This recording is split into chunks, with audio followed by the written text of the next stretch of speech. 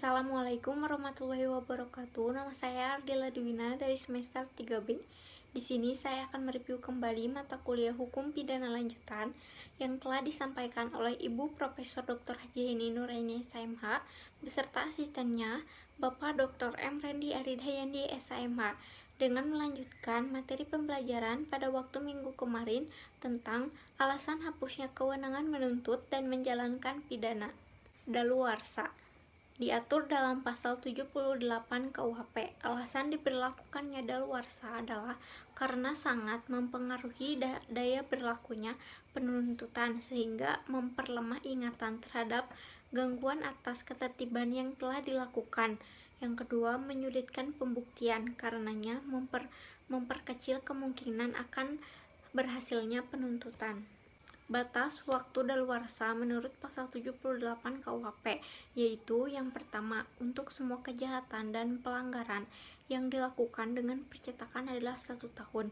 Yang kedua, untuk kejahatan yang diancamkan hukuman denda kurungan atau pidana penjara paling lama 3 tahun, daluarsanya adalah sesudah 6 tahun. Untuk kejahatan yang diancamkan hukumannya pidana penjara lebih dari 3 tahun, daluarsanya adalah sesudah 12 tahun. Sedangkan untuk kejahatan yang diancamkan pidana mati atau seumur hidup, daluarsanya adalah sesudah 18 tahun.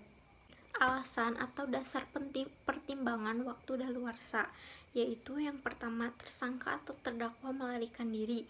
Yang kedua, ingatan orang terhadap kejahatan-kejahatan yang lebih berat akan lama hilangnya.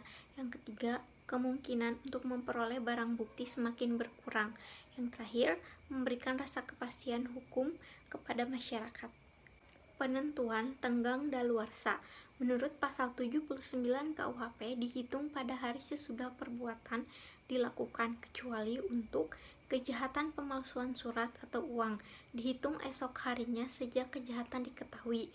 Perampasan kemerdekaan, batas daluarsanya adalah dihitung mulai dari berikutnya setelah orang yang dirampas kemerdekaannya dibebaskan atau dimerdekakan.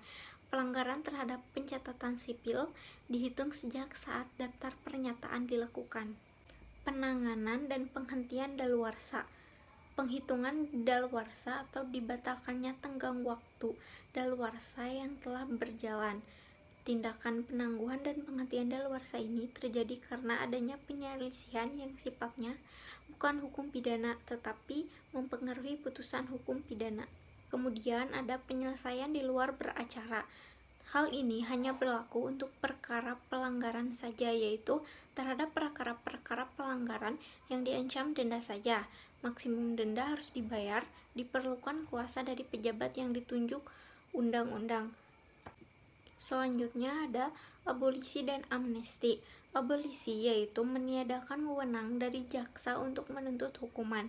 Amnesti yaitu wewenang yang lebih luas, yaitu meniadakan wewenang untuk menuntut dan menjalankan eksekusi, baik sebelum ataupun sesudah eksekusi. Perbedaan abolisi dan amnesti. Abolisi hanya menggugurkan penuntutan terhadap mereka yang belum dihukum, sedangkan amnesti menghentikan penuntutan dan menjalankan pidana atau semua akibat hukum sebelum dan sesudah tuntutan dihapuskan. Dalam memberikan abolisi dan amnesti, Presiden diberi kuasa undang-undang, artinya Presiden tidak perlu meminta persetujuan DPR. Sekian yang dapat saya sampaikan dari hasil review materi yang telah disampaikan oleh Ibu Profesor Dr. Haji Heni Nuraini SMH beserta asistennya Bapak Dr. M. Rendi Aridayandi SMH. Wassalamualaikum warahmatullahi wabarakatuh.